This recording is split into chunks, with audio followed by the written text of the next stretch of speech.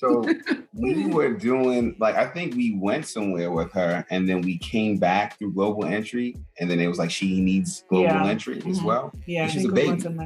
So our children have passports, which is another joke too. Because like just giving the child a passport is like, like when the they're biggest babies. joke ever. So you're just like holding the baby up and just like trying to hold their head and take a picture. It's kind of the funniest thing ever. So we had a global entry, and I remember this because when we got a signing, our oldest daughter, global entry picture, she was sleeping. Yeah. So she has her global entry pictures knocked out. But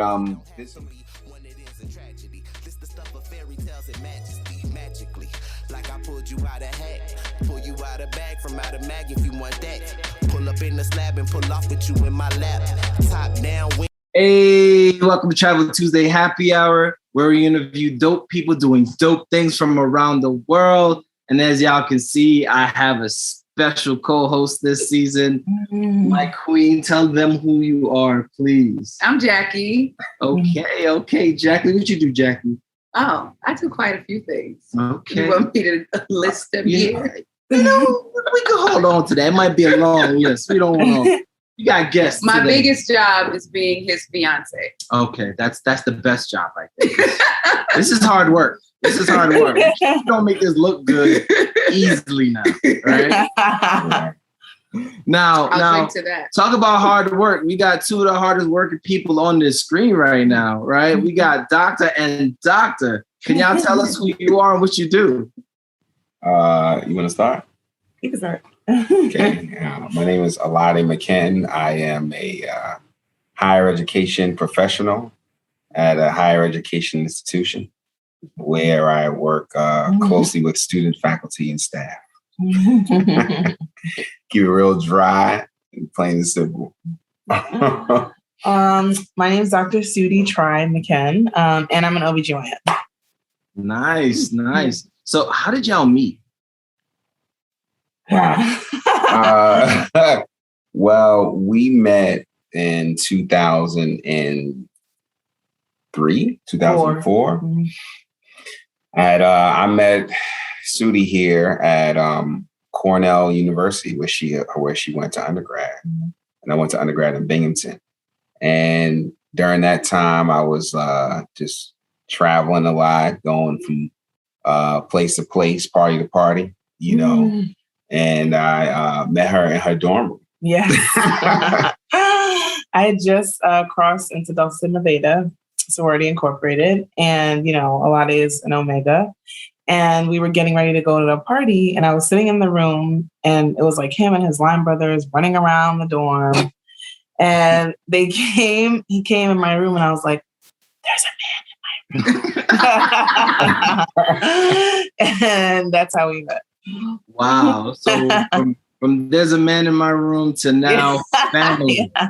I need more steps in there. Who made the first move? Who backed? What happened? Well, I'm reformed now. So back in the day, I used to be very good disclaimer. Very flippant with the mouth. So I was just, talking crap and,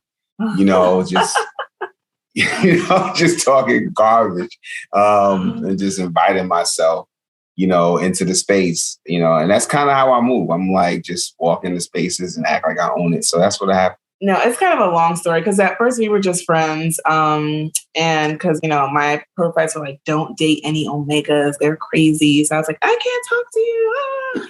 So, we were friends and we dated other people and then we, reconnected. And so it was like over a series of years. But yeah, we've known each other since 2004. Yeah, but I think what is important about the story is that she was continuously in school. And I went back home to work.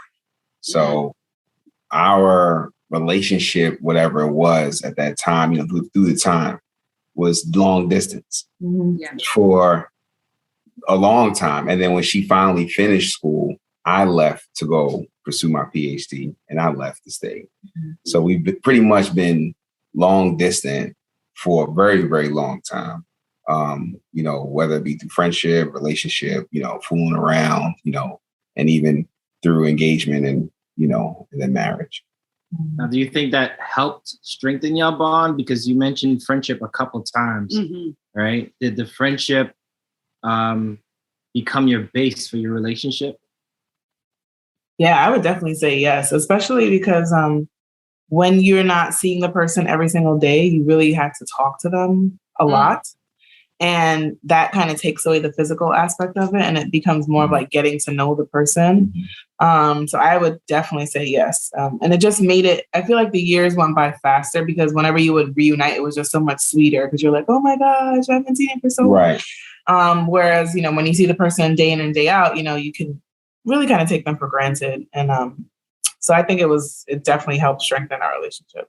Yeah, I would agree and say the same. I think a part of it was just the mere fact that, you know, we went through so many different things in our lives separately. And, you know, even if we weren't like really serious with each other or really engaged in conversation, like I think life moments had us get closer together.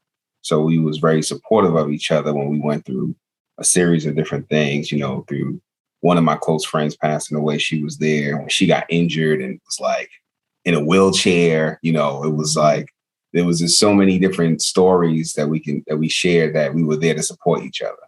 So to say the least, we was shooting in the gym, you know, with each other for real.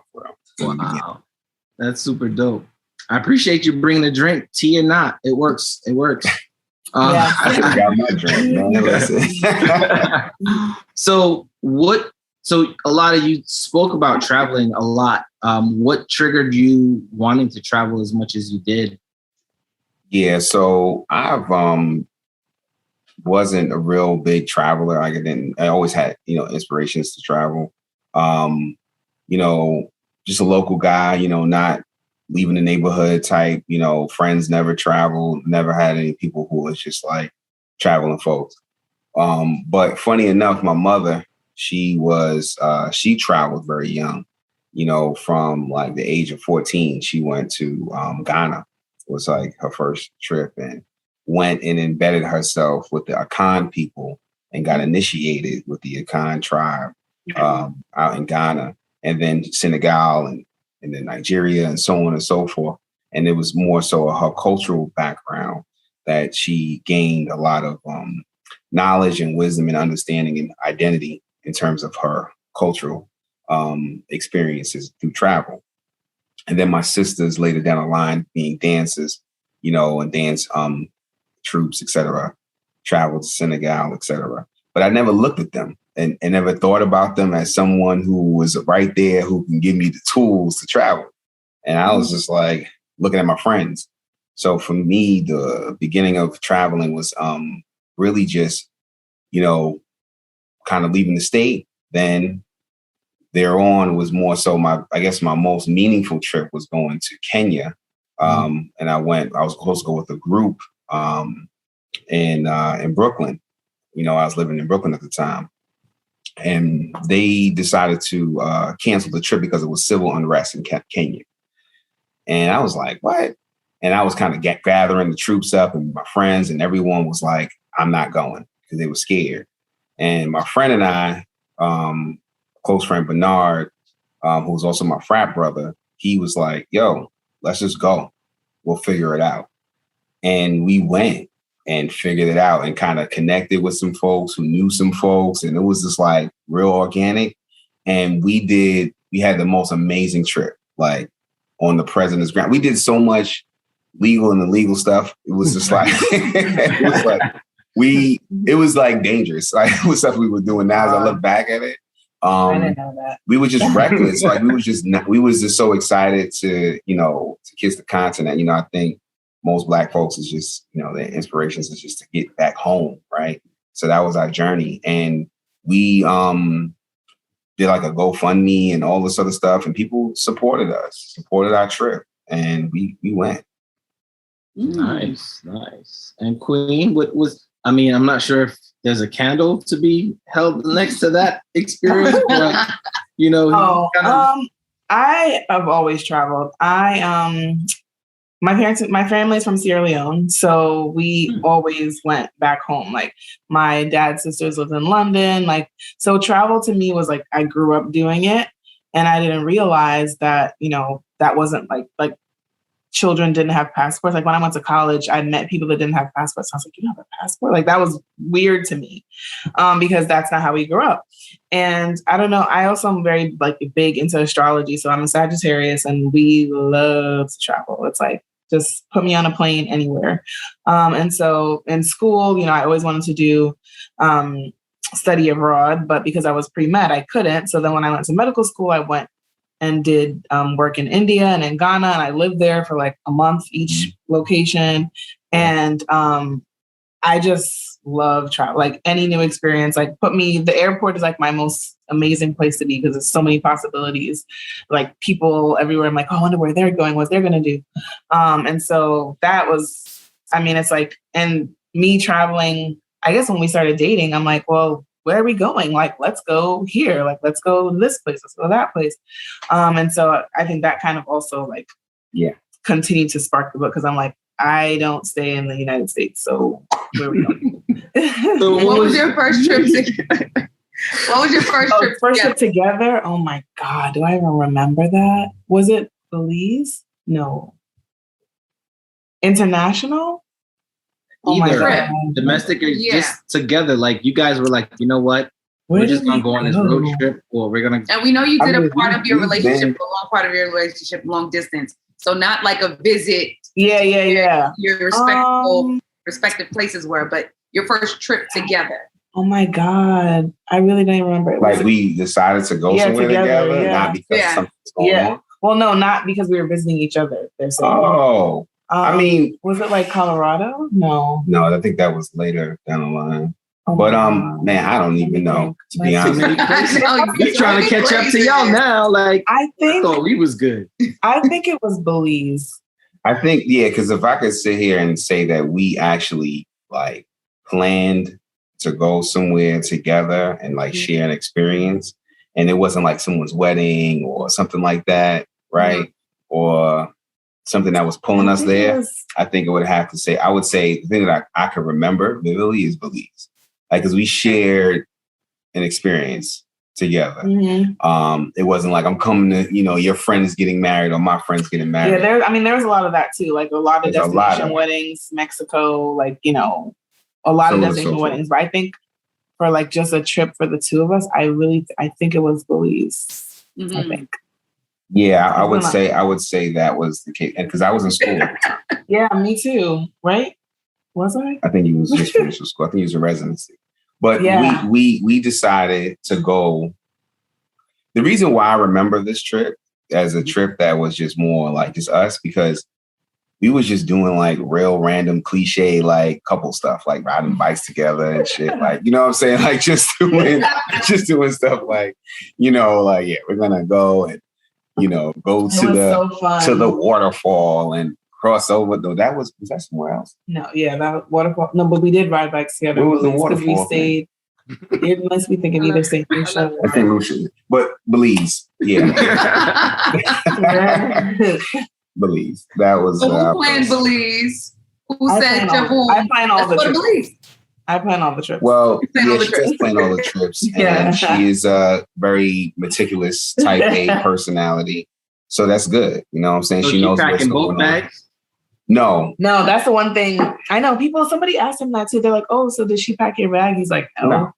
She packed my bags. He's very particular about his clothing. So I could never pack his bag. No. He would never be pleased with whatever I packed. He'd be like, what is this? I don't wear this together. So he packs the bag, but then I do everything else. No, I mean, and I think there's a reason why, right? And I'm going to keep it a buck with y'all.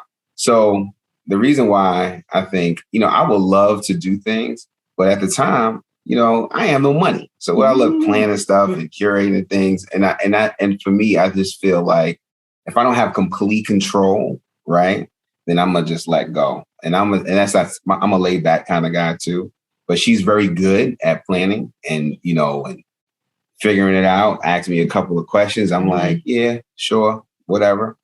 We cool. And then I just ride the wave. She's really good at it though. Okay. So do you guys have like the most memorable trip that you guys have gone so far? So Belize was the first. You'll agree that this was your first planned trip together, just a couple. What was the one that's the most, hands down, most memorable? Regardless if it was like destination wedding, somebody's birthday, what have you. Yeah. I think we've had this discussion before, and I think it changes. We got married. So I would say I would have to say pick two things. So we went back to Freetown for Christmas, Sierra Leone, and that's where he proposed. And then I had my traditional wedding that like an hour after. Yeah, proposed and got married the same day in Sierra Leone. Like the whole thing, like traditional wedding, whatever. My mom knew, my sister knew, my brother knew. I didn't know any of this was happening. And at that point, I think we had been dating for like 6 years or so, something long. And he always used to be like, don't worry, when it happens, it's all going to be in the same weekend. I'm like, whatever, you need to put a ring on it. Like, I was like, anyway, it's taking forever. So he was like, it doesn't matter because once I put the ring on, we're just going to get married, like whatever. And I told her, I said, we're going to get married. I said, you're going to propose and, I'm going to propose to you and then we're going to get married the same day. Right. She was like, you can't do that. I was like, all right. So like before this happened, there was like a flight deal to Italy, to Milan. So we had already booked our trip. We were going to Italy the March following that. Mm-hmm. So I didn't realize that like Italy trip was essentially our honeymoon because we got married like that December. So we did the traditional wedding. We came home and then literally just got married in my mother-in-law's living room with my pastor, just our siblings, our parents, and like 2 friends. So like the whole thing was like a 2-week, like the engagement and wedding, 2 weeks. So I would say that was obviously a memorable trip. And then Italy was because it was like our honeymoon without us knowing that we were booking our honeymoon. And it was just an amazing trip. Like the architecture, the food, we hiked Cinque Terre where I thought I was going to die. I mean, it was just crazy. Like it was so much fun, so beautiful. We bought leather jackets, like in Florence. Like it was just a really nice trip. Yeah. Well, I was balling out of control in Italy, huh? No, I didn't even know though. Everything was cheaper. Like we literally was eating like sandwiches and drinking wine on the corner. Like just $5. Yeah, it's just like, all right, we're going to just eat pizza and drink shots of espresso. It was and amazing. Live. Yeah, that's it. It was like, whatever, and we made it work. But I think my most memorable trip was it wasn't all the good glamour and gold, but I think it was just kind of meaningful. It was Ghana. I like Ghana. Let me tell you why. We were planning to get married in Ghana, right? Or have the wedding celebration. Have the wedding in Ghana. So we already knew that was a plan. We was serious about it. I even got like my wedding band rings with like Thinker symbol, one of the Thinker symbols that I wanted to put on it. And it was just like a series of steps. So we were like, all right, we was going out there with a plan to go see venues and talk to people and kind of connect the dots and put it all together. And it was like a short trip. But it was so dope. Like, cause we made it work. Like we was out there hustling, trying to figure out whether we want to, have the wedding. And then we was just like, we did some like sightseeing. Cause I had been to Ghana before by myself. And I hadn't been. And he hadn't been there. So I was like, oh, we got to go to this. This is like, we literally were there for a week. And while we were looking at venues, I was trying to like show him the places that I had gone before that I loved. So it was like a really quick and dirty trip, but like really it was nice. And I think it was cool for me because I was just like, everything for me, my trips, I like to have like some type of educational experience, something I'm learning, some insight to where I'm going, with the common folks, not like, just some random. But I think that was a good trip for me as well. Okay, awesome. So now that you guys have little ones, how do you guys travel with the little ones? Like that takes a little more planning than just we're gonna go here, right? So what does that look like? Trip? Yeah. So, I mean, I'll say this. I always said that kids are not going to like slow us down. Cause I think a lot of, young couples or couples that don't have children, like always afraid, like, oh my God, I love to travel. And I'm like, so you can still travel. Like, it's just going to be a different trip. Like, just bring your baby with you. And that was our whole thing. We're like, well, we're going to go and she's just going to come with us.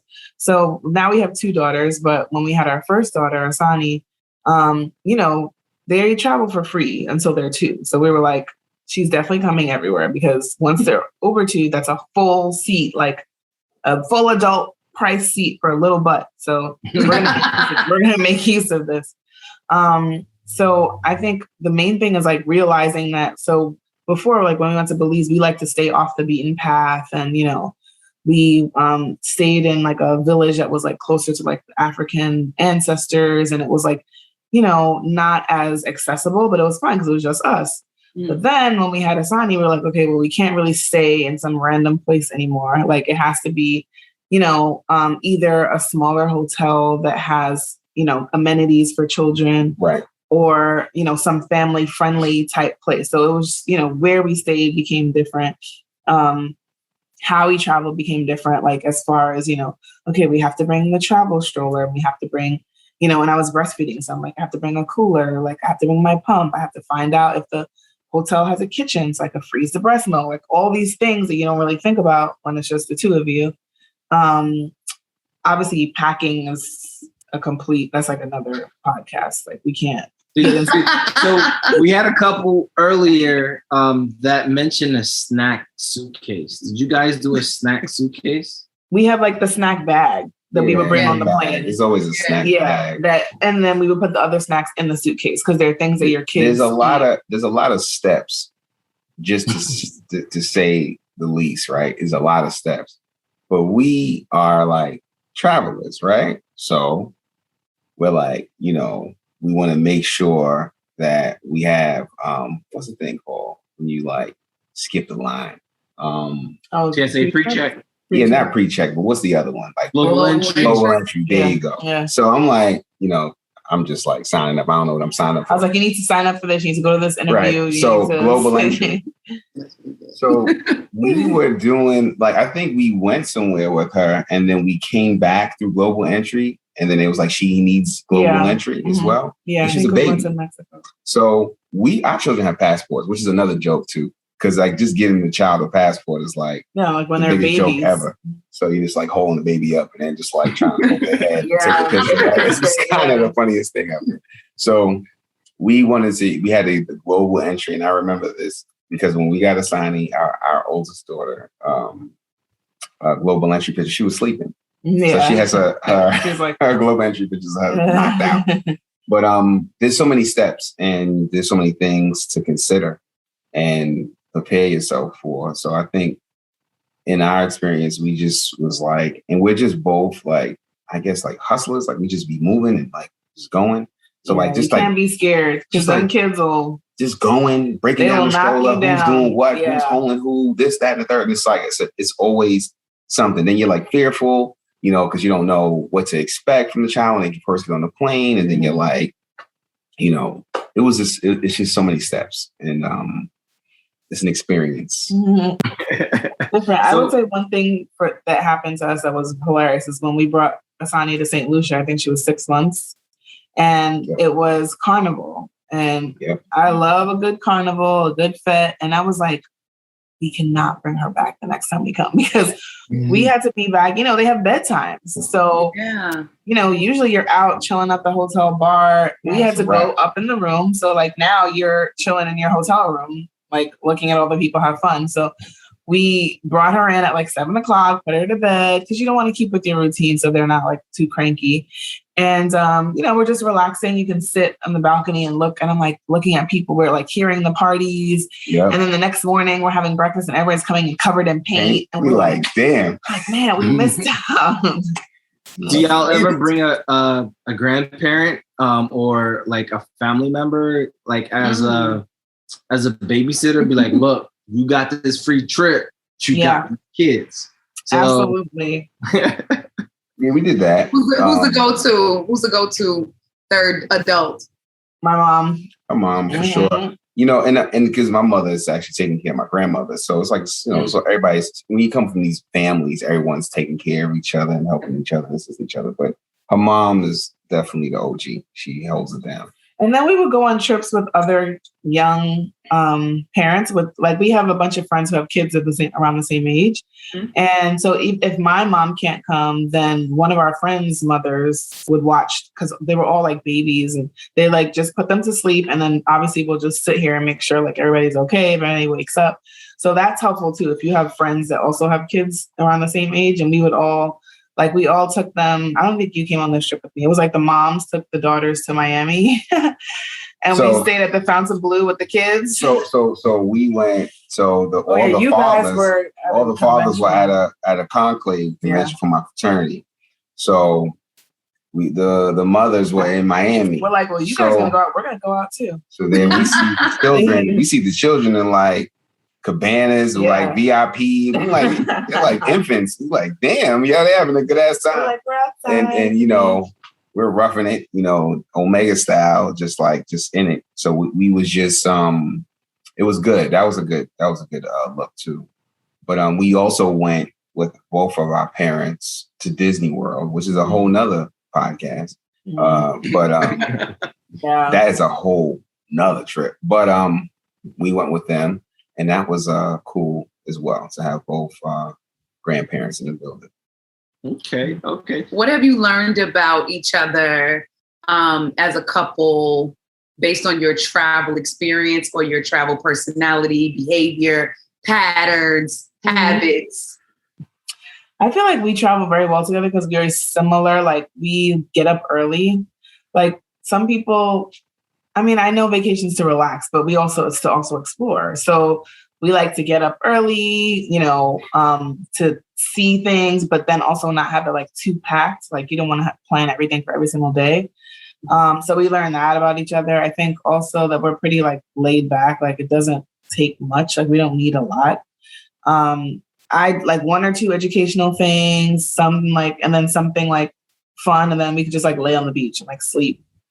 What else did we learn about each other? I think there's a healthy balance between us two. And I think it's more because of our personality types. I guess the things that keep you together kind of, we travel with that as well. So you go, to these places, and then you're like, because I'm pretty much laid back, and I trust her. So I'm like, all right, so whatever you want to do, let's go with the flow. Mm-hmm. And then I'm not like, you know how you go with some folks and you travel together, a crew, and there's always that one person that's like, I don't know, like, where are we going? What's happening? One of those folks. They're not invited to my trips. People that you like, I'm never going nowhere. Yeah. Those folks. So I'm not like that, right? So I try to, and she's not like that either. So we just go with the flow. And what's also good is that we kind of find things on the fly. We shift gears really easily. And but we do know when we're tapped out. It's like, all right, look.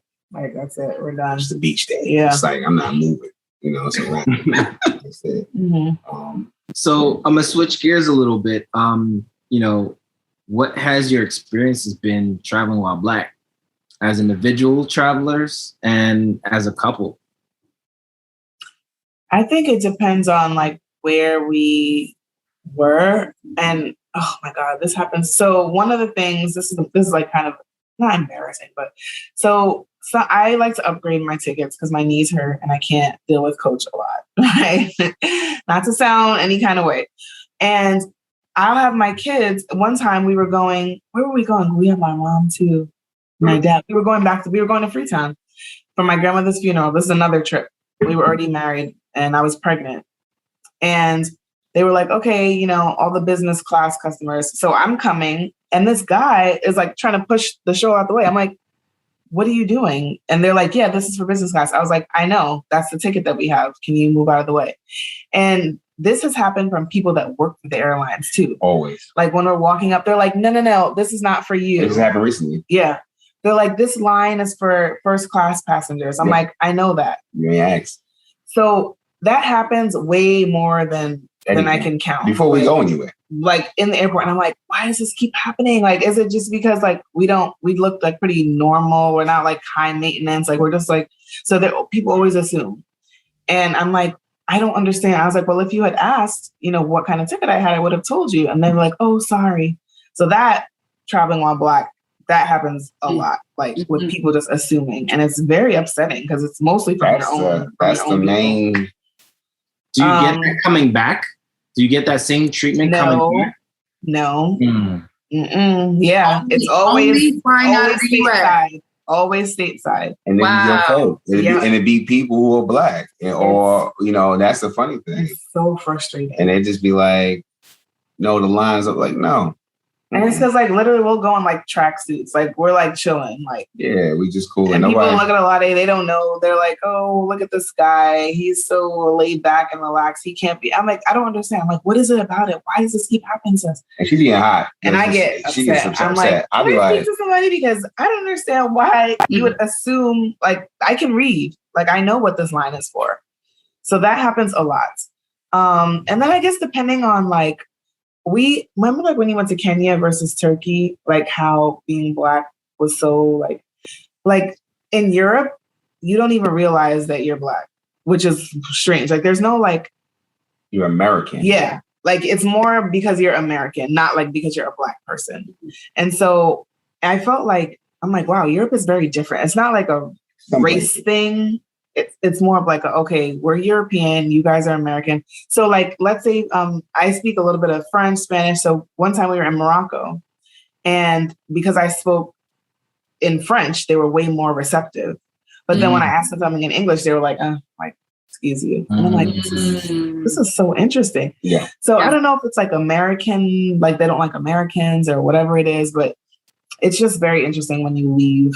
Yeah, because I think in Milan they was asking us, so like it was like French. Yeah, they were like, "Do you speak French?" It was like it's just something else. But they didn't say like American. They didn't say English. Yeah, it was like like what language do you speak? Like they didn't even think. Or like where you were from, right? More so not if you were Black or etc. Yeah, it's like they probably thought you guys were African and or wherever, right?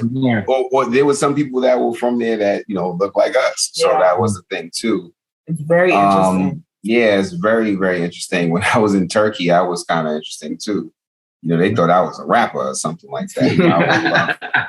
Everybody was like, yo, let's take a picture. They was like, yeah, right. And I was like, wow, this is real. So I had some, mixed emotions and feelings and experiences, right? Because I'm always like thinking about my identity and how I show up into places just because of who I am, no matter where I am. So it's just always super head conscious about that. So some things I might miss or some things I might be super hypersensitive to. So I might see things before they even happen. Right. And then you have the folks who are like, and I'm always feeling weird about people, even when they're super nice, I'm like, I don't know. Right. He's doing that because I'm Black. Right. So, and I think that's a part of it too. Right. They see some Black folks with, who are traveling business class or, et cetera. Because I think the last trip we took, we had the children in business class too. Mm-hmm. So check this one out. We have 2 babies with big old seats, right? They got their little headphones on, their tablets, and they just chilling. I don't know. And then I know that everybody was just like walking by like, damn, right? They were like, damn, little babies is doing their thing, whatever. But it's I think traveling while Black is there's a lot of mixed emotions that come with it, depending on where you are and what you're doing. Yeah. You guys find it that I think you alluded to it, so I don't want to like kind of press the issue, but like, is it you're seeing us treated different here than we are wherever else you go? And then not even just on top of that, like African countries sometimes treat us a particular way. For sure. Mm-hmm. So you mentioned something about Kenya. I know we talked about Turkey, but what happened in Kenya? Yeah. Kenya, there's over like 44 different tribes, right? So you would see folks who look very much so like you and I, right?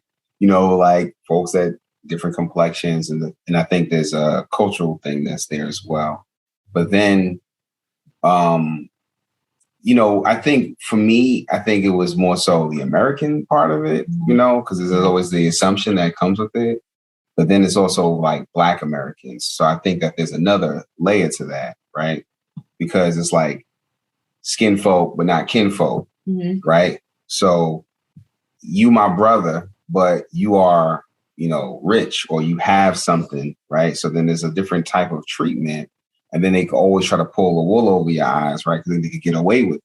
So that's another thing too. So it's like this, the intersections from you being, a Black American in a continent, where primarily people are the same complexion as you, but they're not, same cultural, background as you. Then it's a little different. I remember when he came back from the trip saying like that he basically felt more comfortable in Turkey than in Kenya. And I was like, really? Yeah, some cases. Yeah. And it's like him and Bernard, he was like, yeah, it was like, nobody looked at them like, what are you doing here? Like, this is the American thing. Whereas in Kenya, I think that kind of the being American. Also, it's the appearance. So now I'm a heavier guy, right? A bigger dude than most of the people in Kenya, right? And these guys' stature is very different from mine. So I look like some anomaly. I'm like, they like, oh, who's this guy? That's one thing. Then I have tattoos, right? That's another thing.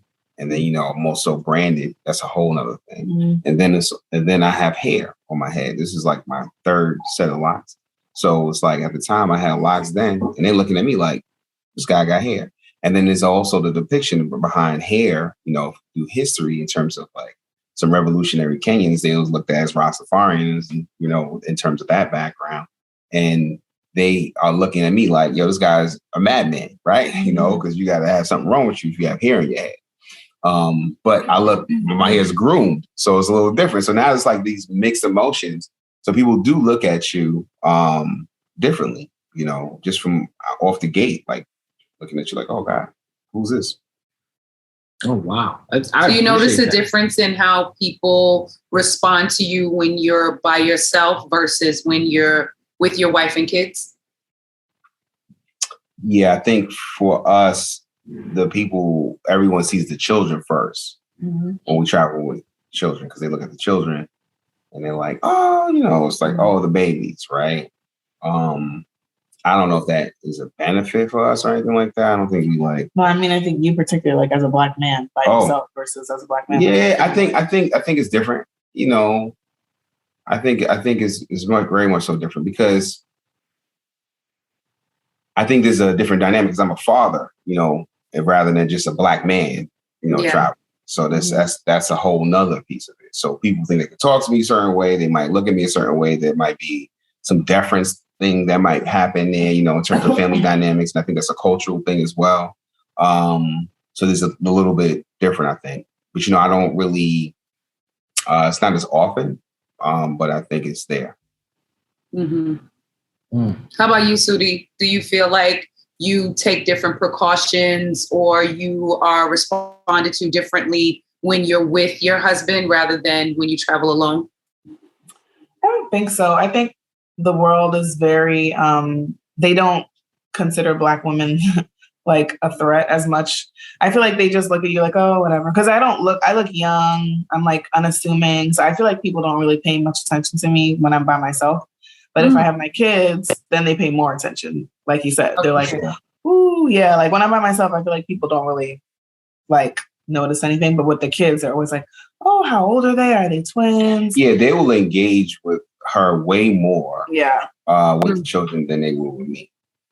But I'm not a very like welcoming person either. So I'm not like, come talk to me. Like, try me if you want. I'm like, nah, come over here. Yeah. Wow. So thank you for sharing that. And it's really important that we understand that, traveling while Black is a thing, not just driving while Black in the States. It's traveling while Black because, last season I had guests, specifically women who certain parts of the country, they would never go back because how women were kind of like objectified.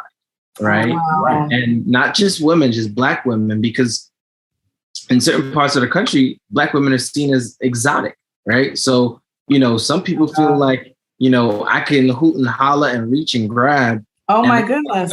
Listen. Yeah, the cat calls, the unnecessary comments. I feel like when I'm by myself, there's so much more I'm subjected to than when we're together. And that's traveling or walking to the bodega. Right. Yeah, that's true. Right. That is true. And so now we're gonna kind of switch gears again. We've all, and you guys are still together. So, after the pandemic, congratulations, y'all made it, right? After 6 years, y'all were gonna make it. And a whole quarantine, a whole kids, right? Right. Now that all of that is kind of come to where we are today, what does your new normal look like as a family traveling? Masks. Well, mask is a thing. I had a different experience during the pandemic. She was really in the trenches of it all, really in face forward, facing it, in all of its iterations. Me, I was more so, I was in the house, right? I was in the house, I was teaching classes. I was, doing my admin stuff. And I have way more anxiety being around a bunch of people than she does, because she's just in the thick of it. So she's like, I'm protected. I'm not used to wearing a mask and stuff. I was in the house. So that is still something I think that affects me, whether I'm conscious of it or not, in some cases, because it's just like the anxiety around, feeling like I'm locked in. So that's one thing. Then also just the children, we were already hypersensitive about just how dirty things are. And just making sure we're just cleaning everything before they touch everything. And they touch everything. So then that's another part of it. It's just like making sure that we're protecting them and keeping them, out of harm's way, and that's just another layer, right? Because of the pandemic. It's not because you always want, we will be in Sierra Leone, and I had my daughter on my shoulder, always kind of keep him on my shoulder. And it was like, yo, keep the child. Somebody will snatch your child, right? So they were like, don't carry her like that. Don't carry her like that. Yeah. Somebody will just run by and be gone. So these things are in the back of my head as I travel with my children. But then it's like, now it's that plus the pandemic, right? Yeah. The unseen, right? So we're looking at people and how reckless they are, right? And trying to be hypersensitive to that. So that's an adjustment, just being like super sensitive, but not to the point where it's crippling you, right? Yeah. Yeah, because that's where I'm going to follow up with is like, you guys were good at just kind of figuring out places to go and going there. Has your travel planning, since you're the planner, right? Has that just gone off the rails now that you have to like check for, do they need tests? Do they need vaccination requirements? Like for example, we were supposed to go to St. Lucia, and in order to get St. Lucia, you got to go through Trinidad and Tobago. Well, Tobago had shut down. Yeah, shut down. So we couldn't even go on our trip. So like, what's that planning looking like? Since you're like the A-type, got to make sure everything. Yeah. Well, I'm Czech. So when we went to St. Croix, and I like read that site like 35 times, because it's like you have to submit this stuff to the website. Then the website sends you an email, and then if you're clear, then you can go, but it has to be within this amount of time. And it's like, so it's just like a lot of reading and rereading. Like, do you need a test? Do you need your show proof of vaccination? So it's honestly just like figuring out, what do you need? And do you have to, like, some places you can't even go because you have to quarantine for like 10 days. Right. And I'm like, well, we're not even going to be there that long. So it narrows down where you can actually go. Yeah. But there are and then that also kind of made me think about like places in the US, like exploring more of the United States or the US Virgin Islands, which is how we ended up at St. Croix, because, nowhere else, we couldn't really go anywhere. But luckily we have like access to testing is pretty, easy, and vaccinated. So like those things are helpful. And now a lot of places are letting you kind of, go. But it's really just like researching what you need before you can go, or before you buy your ticket. And then being open to getting there and things that you're switching up, right? That's another part of it too. And I think we're really good at that because I think when we went to St. Croix, we was like, oh, what's going on here? You know, because it's like you don't know, you know the process of what they want, but you don't know how it's going to go down when you get there.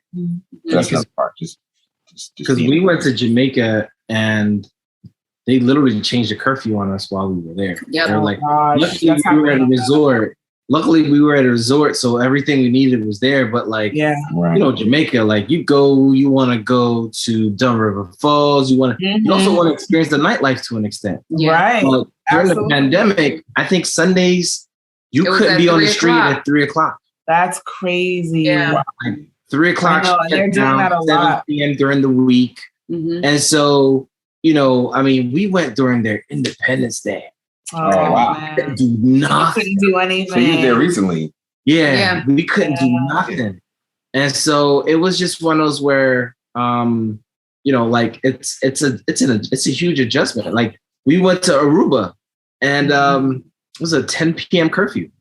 Yeah. And we went during New Year's. New Year's. So they had extended on New Year's Eve, they extended it to 1 a.m. Yep. Okay. But that only gave you enough time to ball drop all of that and run back. Try to call a cab to get back to the my place that you were staying. And the cab drivers were shook. They were like, we do not want that fine. We do not want that fine. That's right. They have Oh my goodness. Getting adjusted.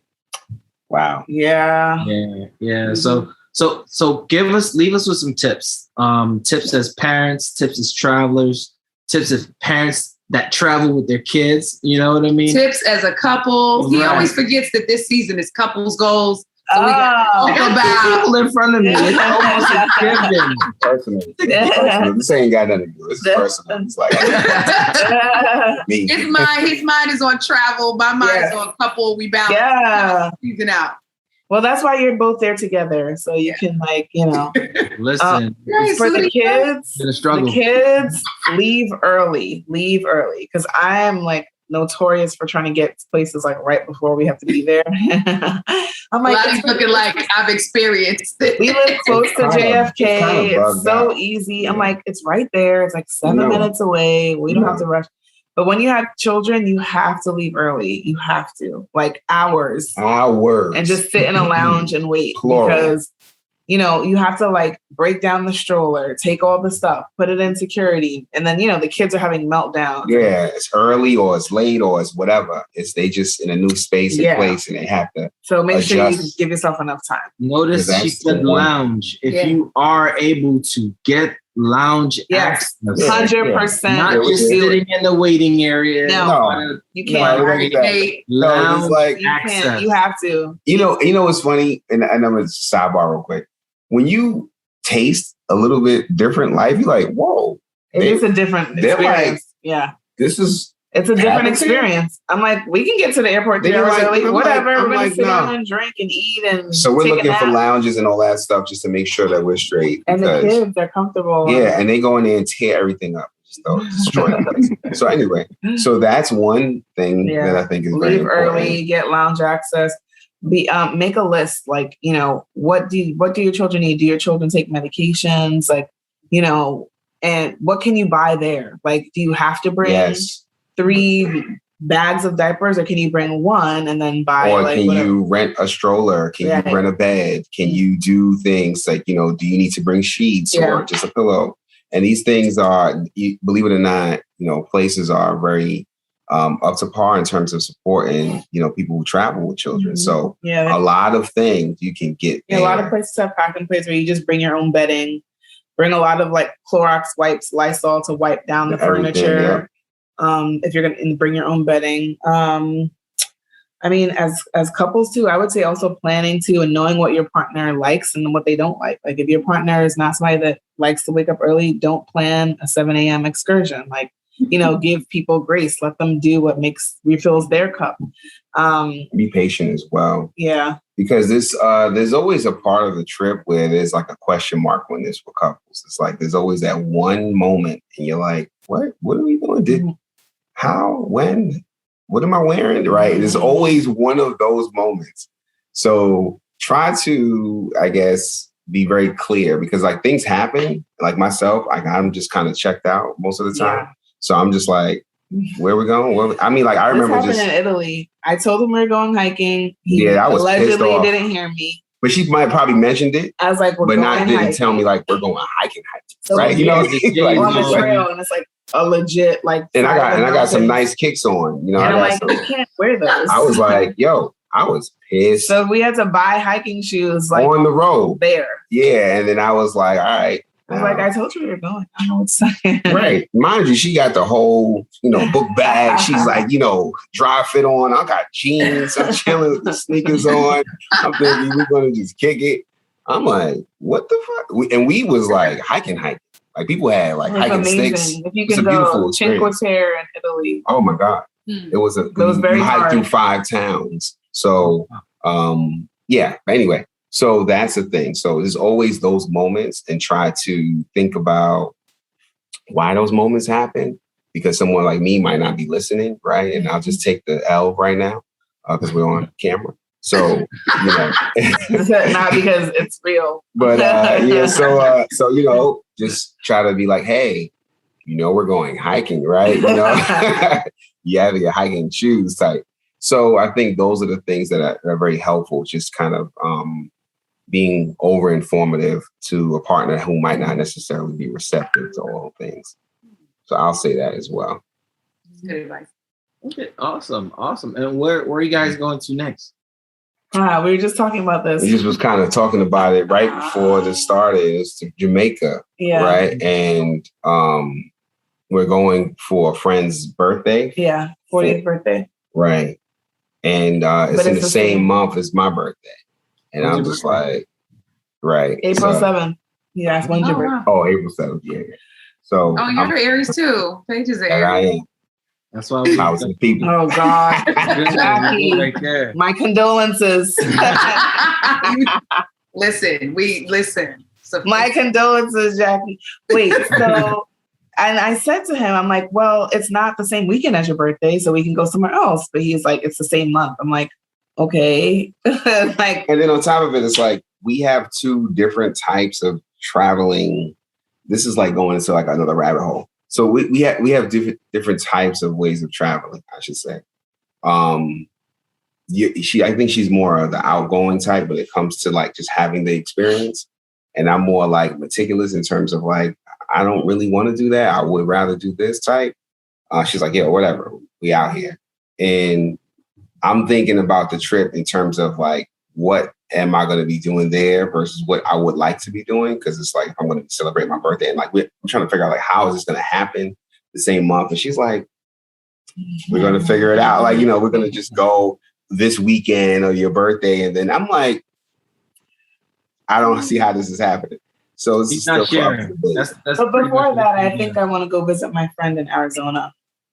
Cool. She had a baby.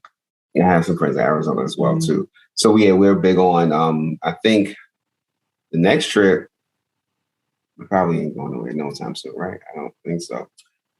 Maybe February. I think I'm going to go to Arizona in February. You see how I'm saying? I'm finding this out on film. First time this is how she's outgoing, but it's good though, because, I'll go along for the ride in some cases. But we are traveling not far, but just like a couple hours away. We're going to travel up north to Albany for Thanksgiving with the children. And we're already kind of mapping that out in our head. And something that's a small trip like that, we have to kind of like plan. Because now we have children who we went to Martha's Vineyard and, we was coming back and one of our daughters got car sick for the first time. Wow. And that was just like a disaster. So How these things are, How old are your girls now? The oldest will be 4 in January, and then the youngest is 2.5. Okay. Nice. Yeah, we have a 2 and 3-year-old. Thank you both for jumping on. This was definitely a great experience. You now have a best friend in Jackie and Alade. I feel seen. She knows what it's like to love an Aries. And I do. And maybe it's a real thing. Maybe we can plan a trip together. Yeah. Oh, we should do that for real. If it's real love that you want.